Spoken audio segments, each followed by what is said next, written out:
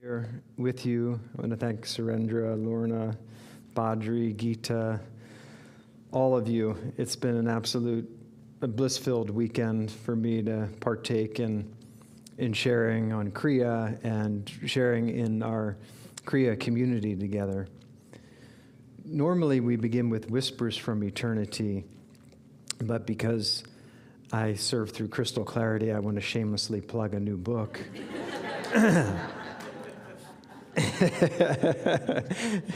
Right? Just kidding.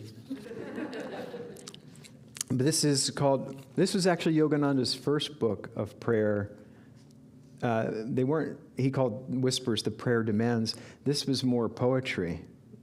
And this is when he was doing his transcontinental tour in America from 1920 to 25.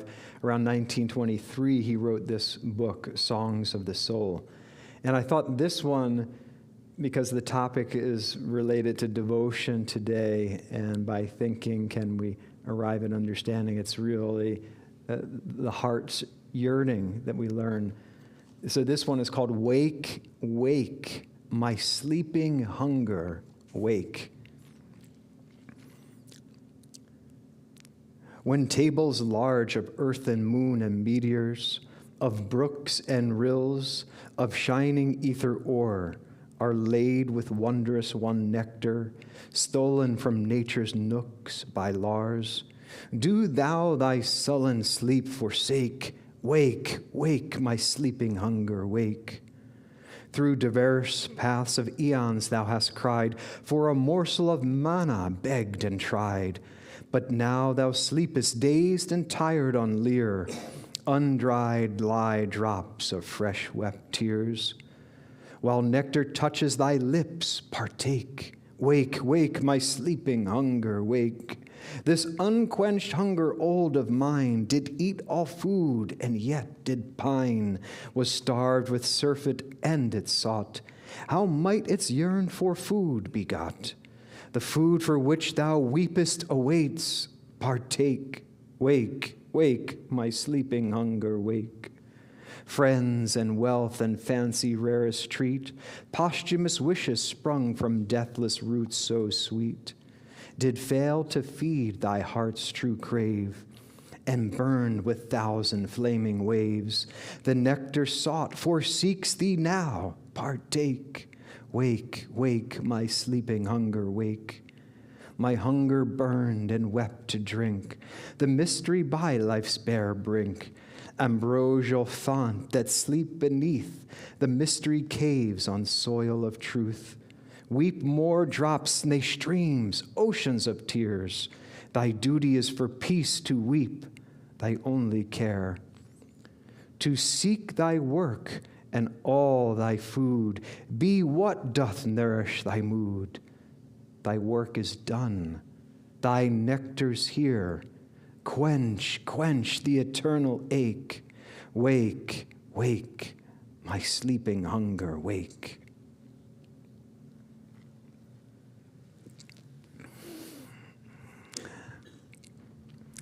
That's what I'd like to share on today, is how we wake the sleeping hunger of our soul. As Badri was reading in that affirmation, we can't take one step on the spiritual path without awakening the heart's natural love. And that is the important word to remember, that it's our nature. It's natural for us to love God. The love of God in our heart is a gift. It's a heavenly gift. And it's said, God has everything. He has all wisdom. He's just lacking just one thing, and that's the love of our hearts. And it's up to us. We have the other heavenly gift of free will, where we can choose to love God, to accept Him, to invite Him into our life, or to turn away. I was sharing the other night that Sister Gyanamata, Yogananda's most advanced woman disciple, I had this little whisper that came to me in my home, and it said, "Open God Alone." This is, if you don't know that book, it's written by Sister Gyanamata. It's a collection of her letters to Yogananda and her disciples. And I just heard this whisper say, "Open that book and just look to the upper right." And I went to my bookshelf, I opened it, and it was this, it was so striking. It was the first sentence to a letter that she was writing to someone that was having a dire, some kind of problem in their life, which we can all relate to, of course. And Sister said, "There's one solution to all of your problems. Turn to God and fill your consciousness with the realization of His perfection." I was rooted to the spot. Isn't that beautiful? Isn't that simple? We have the choice. All we need to do is turn to God. But then the question becomes, well, where do I turn? We feel like we're a dog sometimes chasing its tail, and we get tired. Oh, speaking of dogs, I have to tell you this story. I was upstairs in the vestry, and I saw there's a beautiful picture of David Miller. Many of you knew David Miller, the great soul here, part of our community, dear friend of Swami, helped Swami arrange and write his music over the years. And David Miller had this really fun tradition. Every year around Christmas, he would send an extemporaneous, like, Christmas poem through email, and he would send it to a bunch of us, and then we would write back our extemporaneous poems about Christmas. And so I had this back and forth with David this year, that year. And this one year, he and I went back and forth like 2 or 3 times. He was like a master of Christmas poetry. And he had quite a sense of humor. And after this one back and forth through email, I wrote to him, I said, "David, you're incredible." I said, "You should go on like a dad joke, like, contest, where those guys go back and forth with these really bad jokes to each other." And he wrote me back this email. I'd read it like 10 times.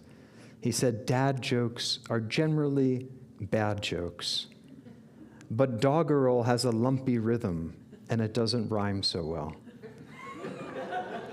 Now, if you don't know, doggerel is an actual word. It's Doggerrel.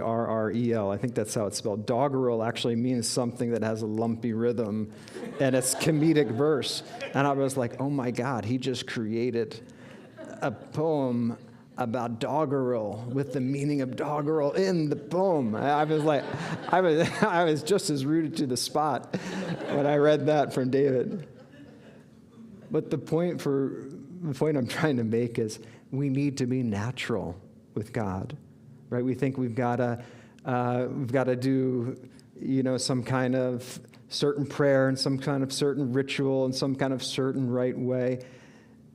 No, what God wants is the sincere longing of our hearts.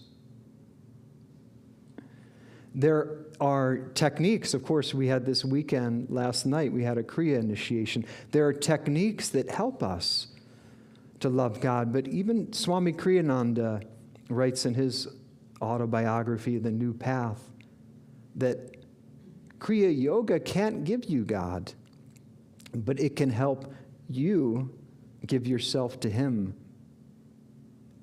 You see that subtle and important difference? It's not more techniques, and I would encourage you, if you don't know Kriya Yoga and you're interested, talk to Surendra, talk to Lorna, talk to Badri and Geeta.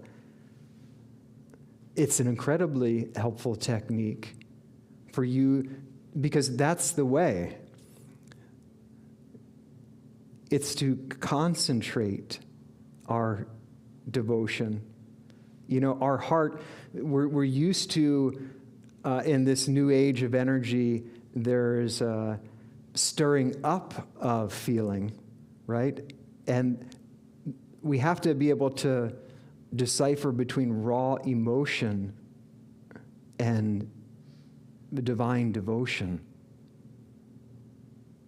It's like, I think Jyotish joked one time saying it's like the difference between an Italian opera singer and an Italian saint. You know, the opera singer will be singing about his love lost. Or we know, of course, in sports today, I'm a soccer fan, and, you know, at sporting events, people go crazy, right? They go wild. And people have died at sporting events because of mass emotion. But we can draw from sports a helpful quality, which is that pouring of our energy into one action. That's why in English Premier League soccer, they have a great cheer. If a player's streaking down the field, he's going on a run, they have this great cheer for that player. And you know what they say? If anyone is English here, forgive me, I'm going to butcher the English accent. But they say, "Go on, my son." Isn't that beautiful? I love that. Like you're right, like, yeah, and just keep going. But that's what God and Divine Mother and the Masters are just saying. Go on, my daughter. Go on, my son. You're open. Make the run. Don't, you know, the intellect is like, well, you know, should I, shouldn't I, this, that, but. Have you ever had a conversation with anyone? You try and offer a point, and they say, yes, but it's probably the conversation with yourself, right? We all get in that. This is what Krishna says, I reveal this wisdom sublime to you who have overcome the carping spirit. That carping spirit is that seed of intellectual doubt. I was mentioning that story on Friday night of Daniel Boone, not the Daniel Boone, but this was a brother disciple of Swami Kriyananda. And he asked Yogananda once, he said, "Sir, I wouldn't be free if I said I was free, would I?" And Yogananda said, "Yes, you would. But don't you see you've answered your own question? It's that seed of self-doubt. Don't doubt that you are a child of God. Do not doubt your sanctity. And the way to unearth that and uncover it is what the Gita is sharing in this reading today. Fixity of purpose, to concentrate.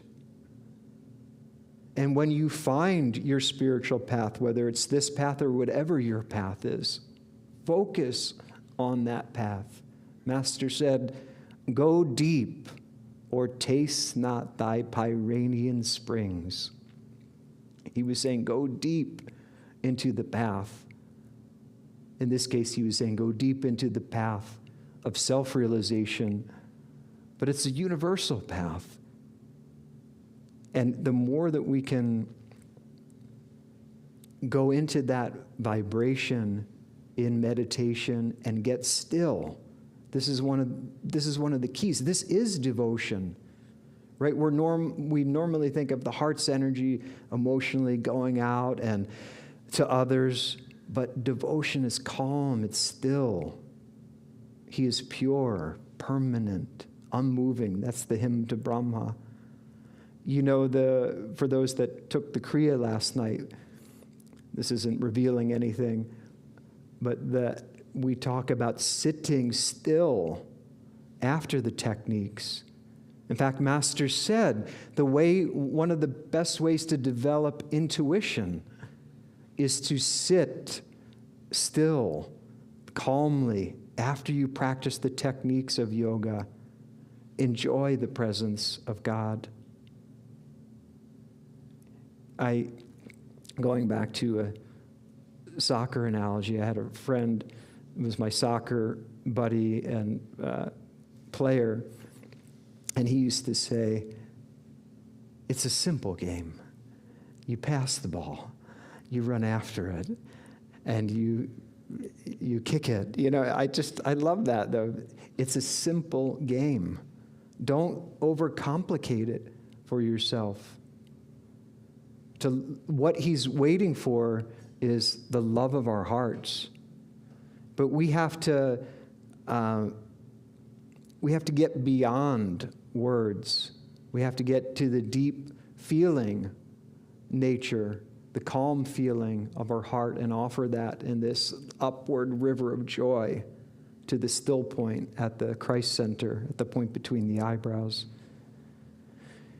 In Whispers from Eternity, I was going to read from that today, but I decided it was Songs of the Soul. But in the beginning of Whispers, Yogananda says, just as a wet match cannot strike fire, so it is that a restless mind cannot concentrate on God.